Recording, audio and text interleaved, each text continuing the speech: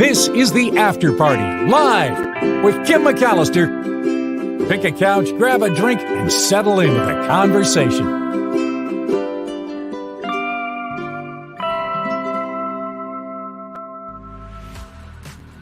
Hey everybody, it is the After Party Live. Tired of me yet? Well, by Tuesday, you're really going to be tired of me. Mark Thompson returns to the Mark Thompson Show on Wednesday. I should note, and something I didn't say on the Mark Thompson Show, but the service for his dad will take place tomorrow. And so that is extending his trip a little bit longer to spend time with family coming in for that service. So he'll be back on his show on Wednesday. Until then, I'll be filling in for him. And again, on Monday, we have Hal Rudnick back. So that's going to be really fun. Not sure if we have anybody lined up for Tuesday to co-host, but we'll see how it goes. So thanks for hanging in with me on that. And the Nikki Maduro Show as well. And all the ways you support this show, which has been remonetized. And I'm super excited.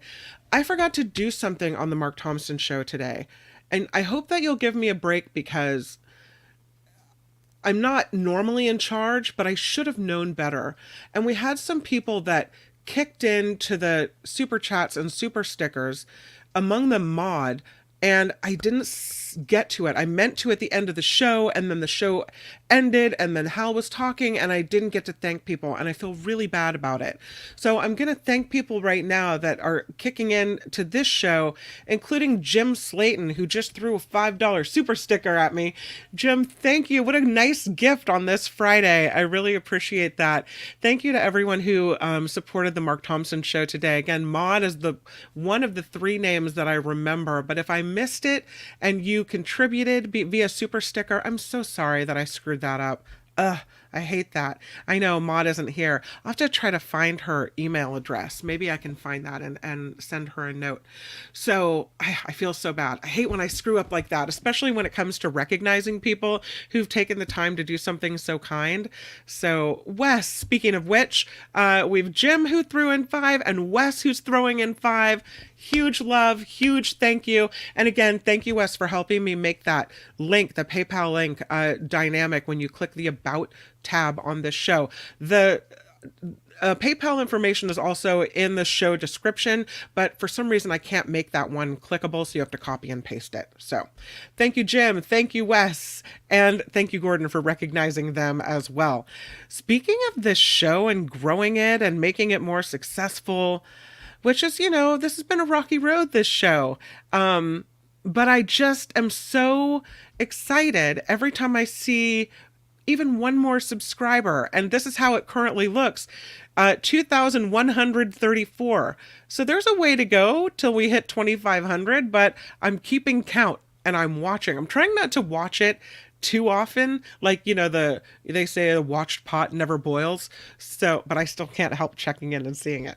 We have Tim Sika today to talk about movies, and again, I love comparing Tim's reviews to Michael Snyder's reviews. If they both like it, the chances are really good that I'm gonna like it too. So I can't wait to see what Tim Sika has to say about some of the movies today. Thank you for clicking that like button, Gordon Andrews. Please click the like button. Appreciate that very much. Let's get into some of these stories that we have for today. The first one is, and maybe you've heard of this because it was uncovered, I think, in the 1990s. And for some reason, I'm only hearing about it now. And maybe that's why it piqued my interest. But we saw yesterday how protesters against fossil fuel threw orange paint at Stonehenge. But I have to stop the presses. Major announcement just happened because Catherine just threw in $100. Oh my gosh. You guys, that's incredible. Catherine Charo says, I've been listening since day one. I appreciate you pulling double duty. Have a great weekend. There are no words, Catherine Charo. I can't even tell you. I'm thinking you probably meant for it to be $9.99, but I am so thankful for that. Yeah, woo, Catherine is right. Thank you so much. Wow, that's incredible. So appreciate that contribution to the show. It's so needed, and it's what keeps this show going. So if you like it, I'm so glad to have you on board as someone who contributes and listens, and just huge thank you to you. Okay, back to Stonehenge. There's something also called Seahenge. Have you heard of it? Because it's new to me. Check it out. You'd think it doesn't look like much, right? But it looks like someone just threw some rocks and a piece of wood on the beach. It's from the Bronze Age. The thinking is that worshippers may have used this structure trying to extend summer. It's pieces of timber, and its timbers align with the sunrise on the summer solstice. So kind of like Stonehenge, but at the beach. Interestingly, they think that this was not on the beach 4,000 years ago in Norfolk, England. Seahenge, they think, was in kind of a swampy area that was near the ocean, but not on the ocean. It's on the ocean now. So this 4,000-year-old timber circle, which is now on the beach, also aligns with summer solstice. Now, they don't know exactly why someone put it here, why it was built, but they did a recent study, researchers, and it's published in GeoJournal, and they proposed that this was created as a way, locals they think believed, to extend the summer after a period of extreme cold when the 3rd millennium BCE ended. So this Bronze Age timber circle first was revealed to modern eyes in 1998 when the sands on Holme next the Sea beach in Norfolk began to shift. And this upturned tree stump is at the center. It's surrounded by 55 closely fitted oak posts. And again, they think it was originally built in a salt marsh away from the sea, and that it was constructed from wood dating from the spring of 2049 BCE. They think it would have likely, the circle, been positioned in an area protected from the sea by mudflats and sand dunes, and that the swampy area slowly created a layer of peat over time, which protected this wood from decay. There is another structure nearby called the Holme 2. It also is an adjacent ring of timber, dated to the same year, centered on 2 flat oak logs. They thought, previously, some scientists thought that maybe both structures were built to mark the death of someone of note. Other people thought they were used for sky burials, which is when the deceased is placed inside to be eaten and carried away by birds. The belief was that the body and soul would be dispersed to the heavens. But this new study at the University of Aberdeen involved an archaeologist who put forward a different explanation for this, saying that Seahenge and the adjacent timber circle were actually built during a very cold climactic period for rituals intended to extend the summer's warmer weather. The dating of Seahenge, according to this archaeologist, shows these timbers were felled in the spring, and it was considered most probable that these timbers were aligned with sunrise on the summer solstice. They say, we know that the period in which they were constructed 4,000 years ago was a prolonged period of decreased atmospheric temperatures and severe winters and late springs, placing these early coastal societies under stress. It seems, he says, most likely that these monuments had the common intention to end this existential threat, but they had different functions. So, very interesting. What they were doing, what they were thinking. I mean, we don't know for sure, but it's cool. So there's a Stonehenge, there's a Seahenge, and a Seahenge 2 as well. I keep finding these things. You ever have people over to the house, serve wine from Costco? You know, they have some good wines at Costco, get a good deal. This isn't such a good deal. Well, maybe it is, depending on if, you want a rare wine. It's only at one Costco. It's a 4-pack of one of the best wines in the world. They have it at the Costco on Mountain View, on Rengstorff. It's a 4-pack of Domaine de la Romanée Conti wines. They're selling this 4-pack for $40,000. It's been on the shelves there at the Mountain View Costco for about a year. The manager said they have no idea exactly when it arrived at the store. And he said, that's a little weird. They think they've had it for about 12 months. The Mountain View Costco, if you didn't know, they get some high-end products that aren't sold at other nearby Costcos. Not even at the nearby one in San Jose or Redwood City. These luxury products are often stocked during the holiday season. And somehow this 4-pack of what is considered to be the best wine in the world shows up at this Mountain View Costco. 40 grand. Now, it has 4 different vintages in the 4-pack. And they think that based on the prices and the value of each of these 4 bottles, that it's a little overpriced for Costco. Costco would make about $5,500 on this wine. But can you imagine having people to the house and serving a wine and they're like, oh, this is great wine. Where did you find this? Oh, Costco. Not realizing they just paid $40,000 for this wine. It's not a Costco wine, people, but apparently it is. These wines are really hard to find. Only 6,000 cases are produced each year, and you never see something like this at Costco. Never. They say they can't open the boxes when they put them out on the floor because it's so expensive. Kind of like one of those destination items. Not everybody's going to buy this on a weekday, is what Costco has to say. So if you're in the market for $40,000 worth of 4 bottles of rare wine, now you know where to go. They got a surprise at the Goodwill. Boom, look at this. Yeah, the box that was found at Goodwill in Virginia was donated. It was a box of donated books. And so the staff members open up the box of books, and inside there's a snake in the box, a 4-foot-long snake. They had to call out the animal control people who came out to the Goodwill to get rid of the snake. They were safely able to take the snake from the box using their special contraption and release it back into the wild. They called it, the sheriff's office called it a Slytherin suspect seized at the Goodwill. They think it was a local snake who was just looking for shade as the weather warms up. They say with the rise in temperatures recently, everyone's trying to beat the heat, even the local wildlife. And they didn't say exactly what kind of snake it was or whether it was venomous, but I'm sure that's quite the surprise when you open up the box of donated books and there's a snake in the box. Speaking of pets, though, I don't know if you have pet insurance. I don't, but probably should.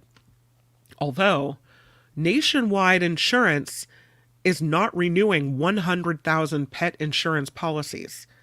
Yeah, people are going to have to find some kind of alternative. Nationwide says this is because of inflation. That has impacted the rising cost of veterinary care and some other factors as well. So they're reaching out to 100,000 pet insurance policy owners to tell them, we can't do it anymore. They say we empathize with the disappointment of our pet families, and we stand by the protections for which they paid through the end of their current term. And that's it. So, yeah, kind of a bummer. I guess the pet insurance is kind of like everything else. So, come on. Another animal story, or actually not an animal story. This is a people story. This is fascinating. This family in Colombia, they have some kind of magic genes. Researchers think the DNA from this one family in Colombia could hold the key to protection against Alzheimer's.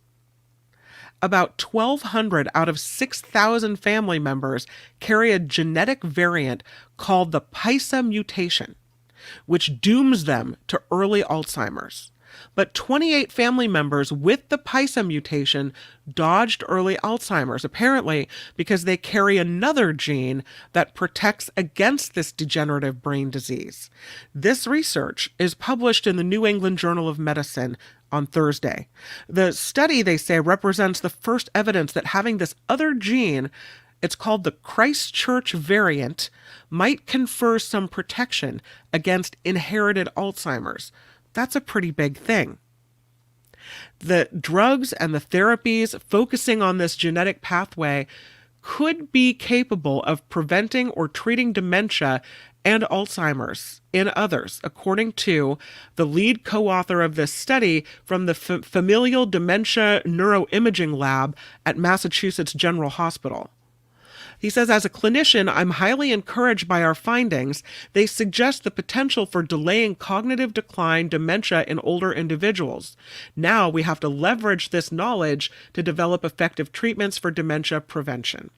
And the study focuses on the variants of this gene. It's a polyprotein, an APOE gene, known to increase the risk of Alzheimer's, linked to developing a more severe form of dementia, according to the Mayo Clinic. On the other hand, the gene has until now not seemed to have any effect on the risk of Alzheimer's. But researchers in 2019 found that this woman in this Colombian family who carried 2 copies of this gene developed cognitive impairment 3 decades later than they expected her to. Most people with this gene get mildly cognitively impaired in their 40s, dementia in their 50s, and then die from complications of dementia in their 60s. But this woman had this Christchurch variant, and she didn't develop any problems until her late 70s, which is a big deal considering her other genetic makeup. So then they looked into this family, this Colombian family, to see whether any other members benefited from the Christchurch variant. And they found, after analyzing 1,100 descendants of this Colombian family, they had 27 additional members who carried 1 copy of the Christchurch variant as well as the PISA mutation. And these 27 members all experienced a delayed onset of dementia and Alzheimer's. They began showing signs of cognitive impairment at 52 on average, compared to 47 for the family members without the variant. They also showed signs of dementia 4 years later than other relatives. And they think it's important because it shows that preventing Alzheimer's through the Christchurch variant is possible. There you have it. So, interesting study of this family. Here's something that happened in New York for the summer solstice. Look at that. Yoga in Times Square. Check it out. They packed that place. They took over Times Square, hundreds of people on Thursday celebrating the summer solstice. It was an entire day of outdoor yoga classes. They called it Solstice in Times Square, Mind Over Madness Yoga. Started at 7:30 in the morning, and it was the first class, taught by Yogi Richa Denki and presented by the Consulate General of India. They do it big in Times Square. And then they held these classes throughout the day, last one at 8:30 p.m. So it was a full day of yoga. Summer solstice yoga in Times Square. Love it. Get people moving out there. Sounds fun. You ready for the lotto of the day? You got it. Somebody wins $150,000. Here's what happened. You know those days you're at work, it's a slow day. So you're thinking, I got to get out of here. This Maryland woman was having this slow day at work at a grocery store, and she bought some lottery tickets to pass the time. And she said, yeah, it was a slow day at work at the Union Latina store in Salisbury, so she buys some scratch-off tickets to keep her occupied. The first 2 tickets weren't winners, so she tried her luck with the third one, the $150,000 extreme ticket, and she got the top prize, $150,000. She thought, I thought it was 50, but it read 150,000 win. I thought, this can't be real. She said the prize money will go into her savings account for the time being until she figures out what she wants to do with this $150,000. I love it. A slow day at work, and there you go. Sometimes these people get these lottery tickets for the funkiest reasons, and I love it. We get a problem with some dead Teslas. Yeah. It seems that when your Tesla croaks, you have a problem with the locks on the door. People are getting locked out of their cars or locked inside their cars when the battery runs out. Now, there's an unmarked release latch in the owner's manual, which is in the battery-powered glove box. But you can't get to the battery-powered glove box if there's no power. So firefighters have resorted recently to breaking a Tesla's window to free people from the interior of the car.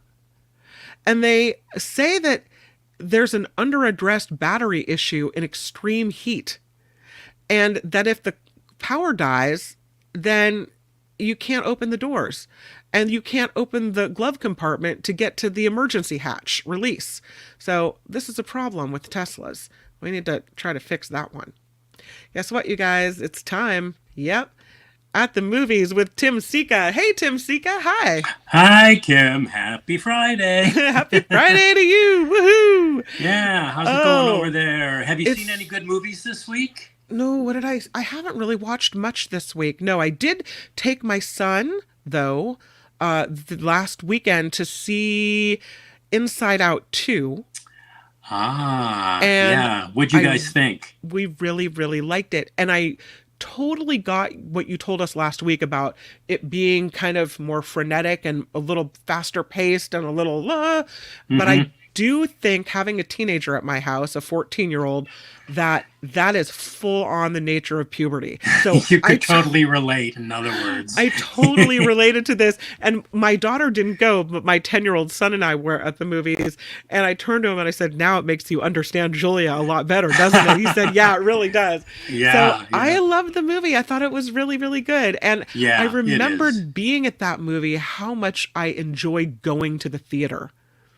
Yeah, and I think I can't remember. Yeah, I think you texted me and you said something to the effect, and I agree with you, that you're just sort of like shocked at how many people it takes to actually make a movie like that. When you watch the end credits, God, the names are just, they go on and on and on and on, right? So I always sit through the end credits. I feel like it's a kind of a sign of respect for the people that made the movie. Yes, plus, especially with kids' movies, you never know if there's an Easter egg, and in this case, there were a couple. Yeah. Oh my gosh, so many names! It was wild. I mean, it took so many people to make that movie. It's really impressive. Yeah, and when you consider, people go yikes when they hear $200 million price tag for the movie, but they're employing an awful lot of people, and all those people have to be paid. So absolutely, I guess it adds up. Yeah. So but good. Glad you liked it. Yeah, thank you for the recommendation. What do you have for me this week? Well, our first movie that we have on the list, that I have on my list, is a movie called Thelma. And, there's the poster, Jun Squib. I love Jun Squib. So cute. She really is cute. And, this Thelma is a really cute idea for a movie comedy. And that idea involves a 93-year-old woman who is telephone scammed out of $10,000. So, she goes with her family to the police to report it. And the long and the short of it is that she's told that there's really nothing law enforcement can do in these cases. And her family tells her, well, at least it was only $10K that they scammed you out of. It could have been worse. So let's just move on and let's just forget about it. Well, Thelma, being the, hey, don't tell me what I can and cannot do type of gal. The 93-year-old lady in question, played by actress Jun Squib, in her first starring role in a motion picture. This is cool. I know, isn't that cool? At age 92. Most people know her from the Alexander Payne movie Nebraska, where she played Bruce Stern's wife, and she was nominated for a Best Supporting Actress Oscar. I think it was like in 2013. She was 61 when she appeared in her first movie. It was Woody Allen's Alice in 1990. And she's been acting forever. She's primarily a stage actress, and she just got into films late. And she really didn't break through to audiences until she was like 81. And hers is quite a story. But anyway, Thelma, the 93-year-old lady who was scammed by unscrupulous telemarketers, she just won't let this rest. Damn, how dare they do this to her? So she decides to find out who stole her money, and she's determined to get it back. So that's the premise. And like I say, it's a cute comedy. It's an audience picture. There's even a Mission Impossible component to this movie. The famous Lalo Schifrin theme from the Mission Impossible TV show is even employed to good effect. The movie's played like an action comedy, and Tom Cruise is even summoned via some clips from his Mission Impossible movie franchise as Jun Squib, Thelma, takes to her motorbike to go after these guys or these people who stole her money. So, far be it from me to be too critical of this movie. Not all of it works. Some of the gags kind of fall flat, and the third act's a bit anticlimactic, but there's enough to enjoy here to give it a recommendation. And Jun Squib, she's indefatigable. I was lucky enough to interview her for this movie. Oh, cool. And she's just a delight. And she's this sounds so corny, but she's such an inspiration. She's 94 and she's as sharp and funny. And, she's still in possession of her, absolutely acting chops. And she's a super charmer. And she even does the lion's share of her own stunts in this movie. Wow. So, she's the envy, and she's got the energy to burn that most people half her age would envy. So, yeah, I liked it. And, I watched this movie, and, boy, would I like to see all those unscrupulous telemarketers who take advantage of the elderly boiled in oil. But that's not really the dominant feeling you're left with. It's more of a warm, cozy kind of thing. I think that this movie, the storyline that you described, is really relevant to a lot of people. My mom got scammed. She fell for the the people from Apple, let me take control of your computer thing. Oh man. And she's not stupid, right? And she felt when she realized she was scammed, and when she's got my sister and I looking at her like, how could you have done this? Wow. And now we're going to have to cancel all your accounts, and we go to the bank and we're resetting everything. Yeah. And she feels all at once stupid, childlike, because we've had to then take control. And as you say, this is a woman in the movie who doesn't like to be told what to do.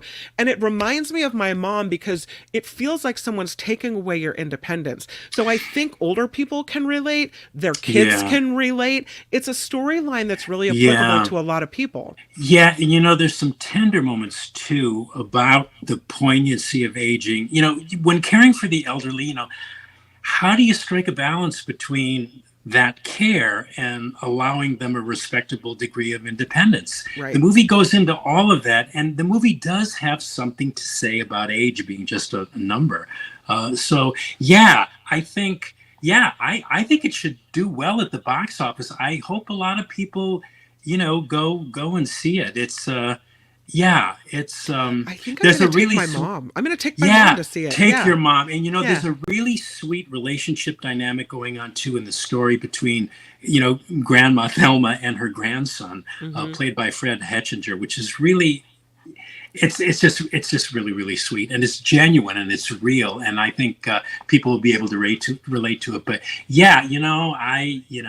I'd take my mom to see this. I'd take my grandmom to see this movie, and young people too, because I think they'll be able to relate as well. It's a really nice movie, just a nice movie. Question for you: when you interview her and other stars, where can we find those interviews? Oh yeah, just go on Tim Sika SoundCloud. Just go on my SoundCloud page, Tim Sika, Celluloid Dreams, the movie show. I should be plugging that, right? That's up there now if people want to check it out. Oh, no, wait a minute. I'm sorry. It was just broadcast. It'll be up tonight. So, just go to my SoundCloud page. So you go to soundcloud.com. Yeah, soundcloud.com, and just type in Tim Sika, and it'll come up, Celluloid Dreams, the movie show, and you can see it all. It's all on my thingy there, my queue. Okay, I'm trying to type that up so people know. Okay. Yeah. Well, thanks for bringing that up. I always forget. I always forget to plug my stuff when I'm on your show. No, that's what it's about. And I want to see your interview with this actress who I'm now intrigued by. So she was just so much fun. Yeah. And I was able to kind of relate in an oblique way, in that I'm from Cleveland. I was born in Cleveland, and she started her career at the Cleveland Playhouse, where a lot of actors, a lot of famous actors, people that went on to be famous, started their career. Paul Newman started out at the Cleveland Playhouse, Eleanor Parker, Joel Grey, Bob Hope. They all started there. That's where they got their training, because it's a community theater that functions on a kind of a higher level than most community productions. And she was there too. I never saw her in a production, but anyway, yeah. So she was cool. Cool. Next movie is going to be The Exorcism. The Exorcism. Oh boy. This is one of those pick your poison movies, Kim, meaning if Exorcist type themed horror movies are your jam, which there have been so many made, I've lost count, then far be it from me to dissuade you from going to see this movie, despite what I have to say. Anyway, The Exorcism. It's called The Exorcism, but it's a marketing ploy, really, because it's not really about an exorcism per se. It's about this guy in the poster, played by Russell Crowe. He's an out-of-favor alcoholic actor who's being given a second chance when he's cast as a priest in this horror movie being made and filmed within the movie. It's sort of like a movie within the movie called The Georgetown Project. Georgetown, not coincidentally, being the setting of the very first classic 1973 William Friedkin movie, The Exorcist, which has spawned so many sequels and similarly themed Satan, demon, Beelzebub movies. Anyway, this movie within the movie is described by the director of the movie, played in The Exorcism by Adam Goldberg, as a psychological drama wrapped in the skin of a horror movie. So yeah, looking at that poster, you think, yeah, looks like a heavy drama. And in a lot of ways it is. But anyway, this out of favor actor's cast in this movie, and it's implied that because of the pressure that he's under to perform, because he's an alcoholic, he's recovering, but he's, he can easily lapse. It's implied that the actor, played by Russell Crowe, because he's having trouble delivering when the director says action, that he's either slowly slipping back into addiction or becoming possessed by guess who. Anyway, because, and this is what was fresh about The Exorcism, and maybe it was how it got greenlit in the first place. When the screenwriter, what the screenwriters do is that they take these urban legends about, when they made movies like the original Exorcist and The Omen and Poltergeist, there were stories circulating those productions about how these mysterious things happened on the sets that nobody could explain, how sets inexplicably burned down during the filming of those movies, how people died during the production of some of these movies, and various and sundry other mysterious things like that, which allegedly occurred. And those reports from the set, so to speak, have been incorporated into the screenplay. And I like that about this movie because it was different. And the other things I liked about The Exorcism were that the director of this movie, not the actor playing the director of the movie within the movie, but the director of this movie, his name is Joshua John Miller, will occasionally acknowledge the tiredness of the genre with a tongue-in-cheek scene over here and maybe another one with a wink-wink quality over there. But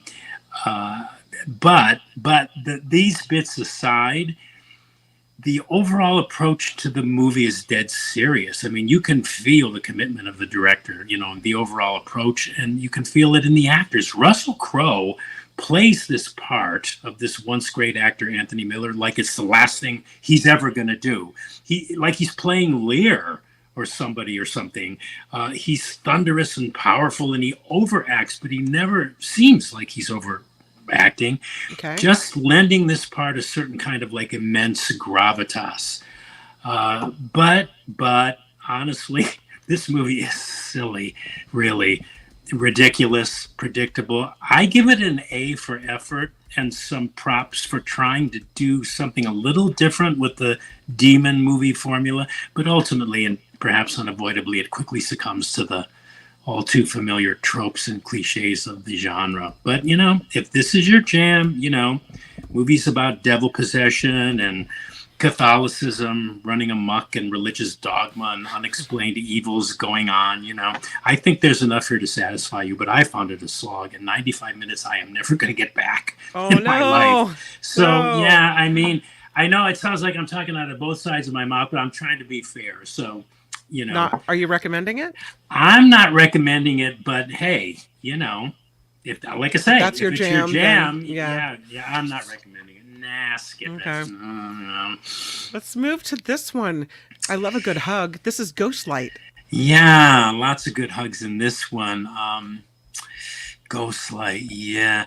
This may be the most quote unquote interesting movie of the week. I'm having trouble, though, getting on the side of just about all of my colleagues across the board ravings about how great this movie is. I found it interesting enough, but flawed and annoyingly just not very believable.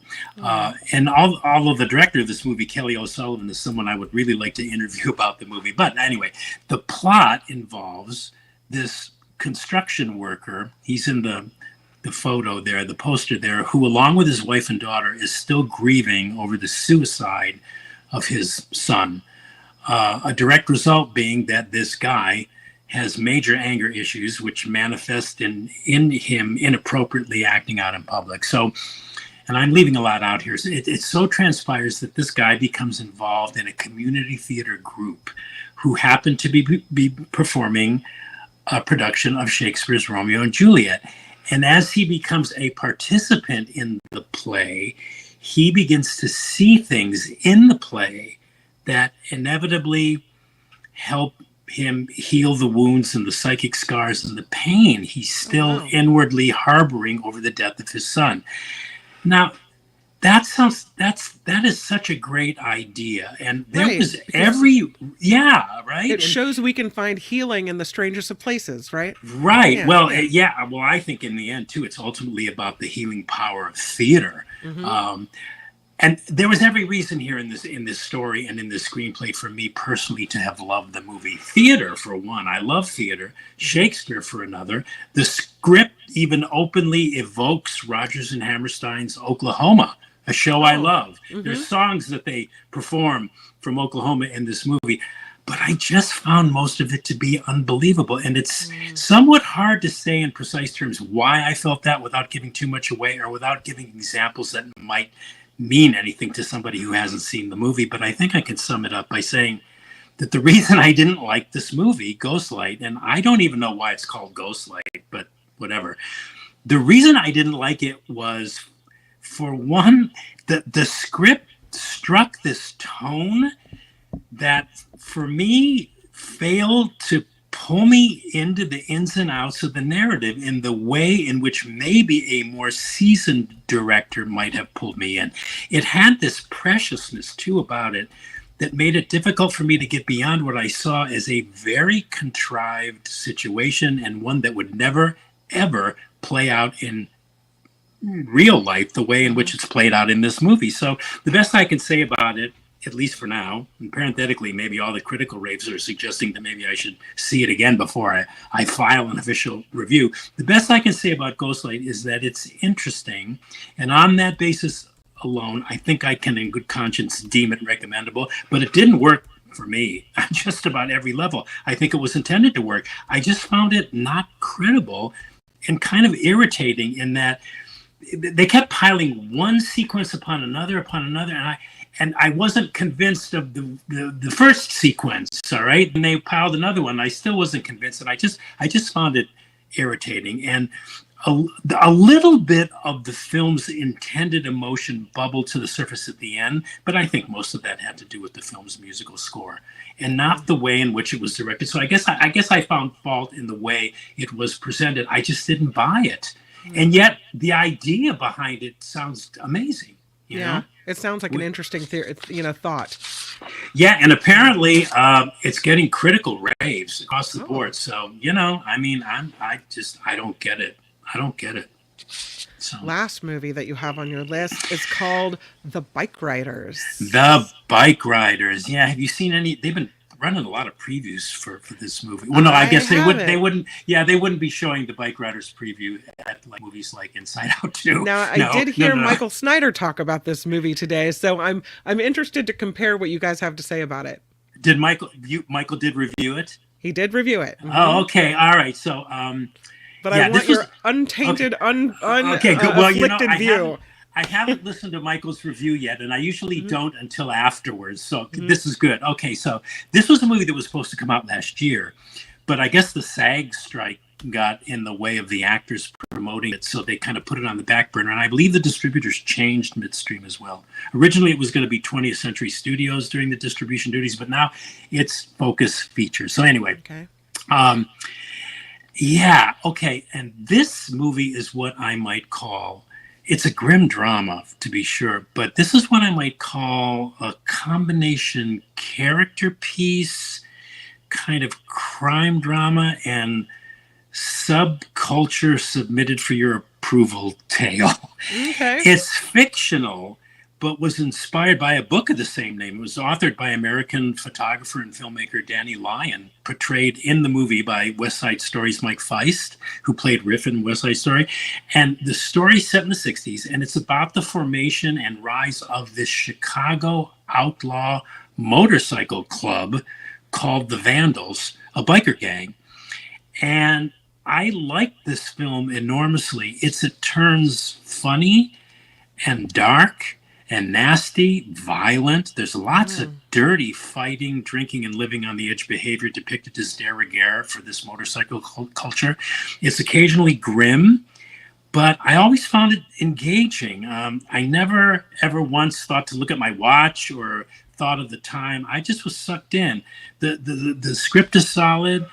Although I kind of wish maybe we're closer to the book. Somebody should make a documentary based on the book, but that's another conversation. Suffice it to say that this film, the Bike Riders, as done in this way, was quite good. It was written and directed by Jeff Nichols, who makes a movie about every 3 years, although it's been 7, I think, since his last movie, The Excellent Loving.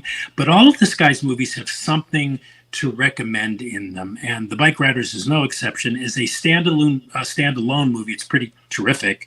Placed in the director's oeuvre, it's even more impressive. Great cast. Jodie Comer, who's in the poster there on the right, she's the only female cast member. Austin Butler of last year's Elvis movie is terrific. The two of them are listed above the title, and they're both great, but I think the real star in this movie is Tom Hardy, who's to the left of Austin Butler there, who's in the middle, who plays the leader and founder of the Vandals. I think certainly has the most dialogue.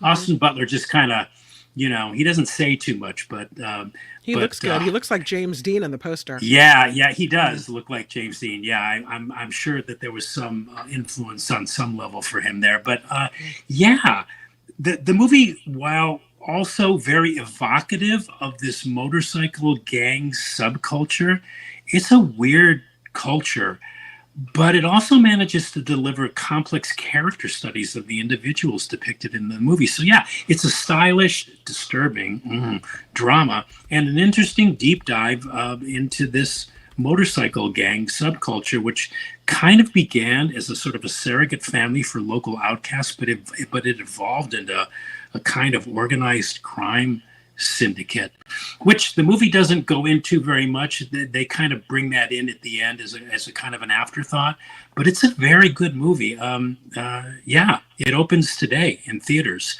I liked it. What did Michael think of it? He agreed with you, and he good. called out the cast. He said the cast was incredible. He liked the female lead. He thought she was the heart of the gang and the heart of the show. Yeah, she is the heart. She is the heart of the gang in the show. Jodie Comer.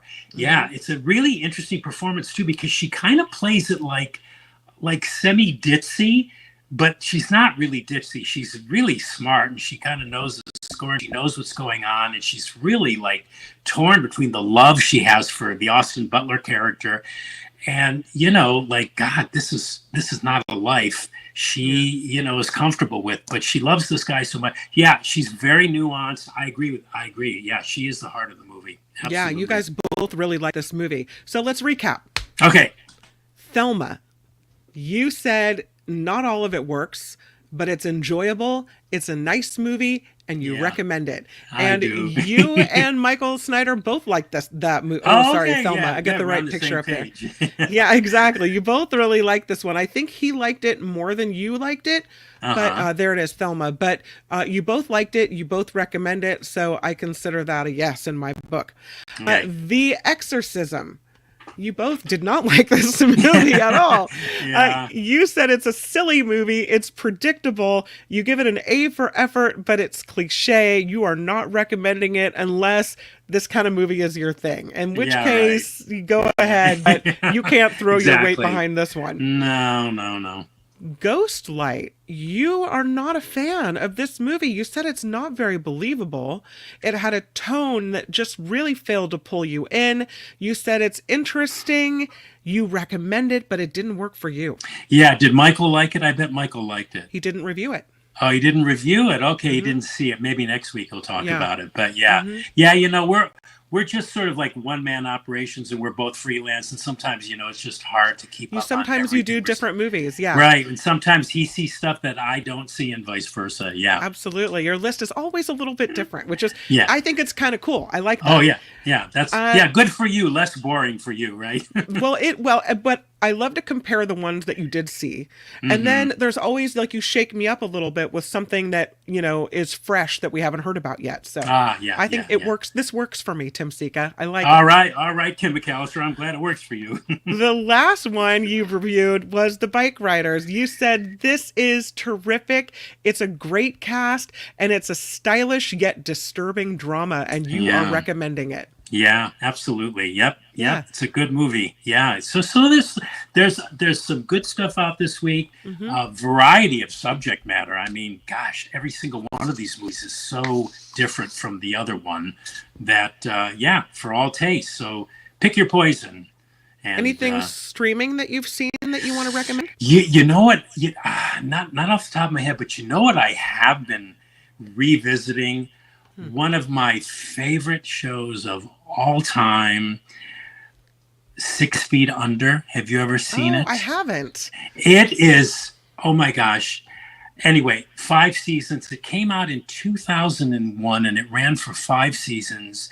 It's about a family who owns and operates and lives in a funeral parlor. Oh, wow. And it is one of the best.